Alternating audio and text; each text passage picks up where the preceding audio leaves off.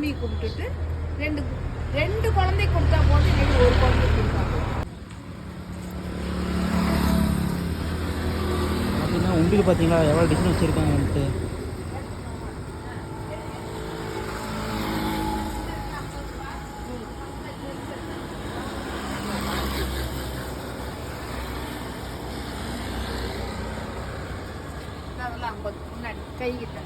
சங்கு மாதிரில இருக்கல அதெல்லாம் 50 ரூபா. தேங்காய் தேங்காய், தாமரைப்பூ, ஆப்பிள், ஆரஞ்சு எது வேணுமோ எடுத்து. இது 50. அது மேலே கிட்ட கீழே வச்சுட்டு எடுத்து அங்கே வைங்க. ஆரஞ்சு பழம்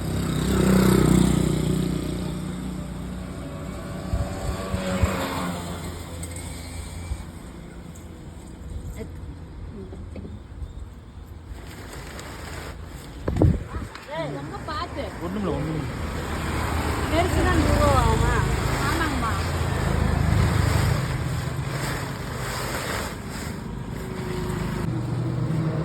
நீட்டாக இருக்கு.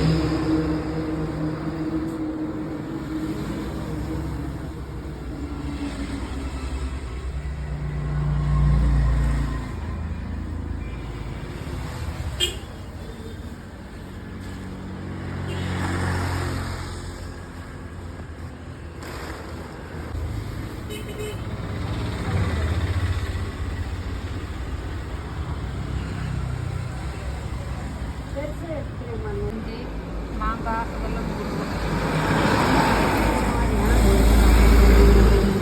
எது மாங்காய் இருக்குங்களா? மஞ்சள் அரைச்சி இல்லை இல்லை அது அது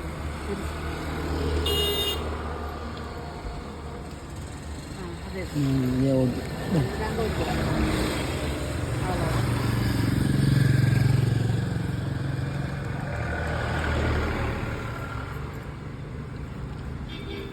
சரிங்க, சரியா இருக்கு.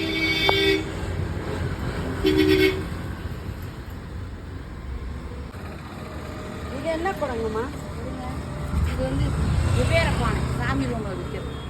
இது என்னென்ன வைக்கிறதுங்கம்மா? அரிசி பருப்பு போட்டு சாமி ரூமில் வச்சுட்டு மாதம் மாதம் அதில் இருக்கிறத எடுத்து ஒன்று எறும்புக்கு தானம் பண்ணுங்க, இல்லை அதில் இருக்கிறத எடுத்து அந்த அரிசி பருப்பை போட்டு கொஞ்சோண்டு இதனோடு போட்டு பொங்க வச்சு யாராச்சும் ஒரு 2 குழந்தைங்க அந்த மாதிரி பூஜை பண்ணிக்கலாம். அதுதான் நம்ம செய்கிற உபகாரம். அது வந்து சாமிக்கு படைச்ச மாரியும் இருக்கும். சாமி எவ்வளோங்கம்மா? அது 400 ரூபாங்க. 400 ரூபாவா? சரி வந்து வாங்கிக்கிறேன். சரி வாங்க. அப்படியே வச்சிடுறது அரிசி எல்லாமே. அது ஆனால் கவர் எடுத்துட்டு வைங்க, அப்படியே வைக்காதீங்க. அதை வச்சு பானையை வச்சு சாமி ரூமில் வச்சு கீழே எடுத்து பிரித்து வச்சிருக்கோம். இப்படி வச்சா நல்லது நல்லது. அது வந்து அரிசி பறித்து எடுத்து போனாலும் அது வந்து 4 பேர் கொடுத்த மாதிரி அது ஒரு தானம். அது வந்து அதை எடுத்து அரிசி பருப்பை போட்டு பொங்க வச்சு சாமியை கும்பிட்டுட்டு ரெண்டு குழந்தை கொடுத்தா போதும், இன்னைக்கு ஒரு குழந்தை கொடுத்தா போதும். அது ஒரு புண்ணியம், சாமி கொடுத்த மாதிரி. வாயில் போனாலும் சாமி போன மாதிரி தான். ஆமாங்கம்மா. இதுவே இப்போ சாமிக்கு தான் வாங்கிட்டு போகிறேன். சரி, இது வந்து முருகன் உண்டியல் வைக்கிறதுக்கு. சரி சரி வைங்க வைங்க.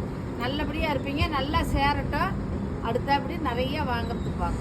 சரிங்கம்மா, நல்லாவே இருப்பீங்க. சரிங்கம்மா வரேங்க.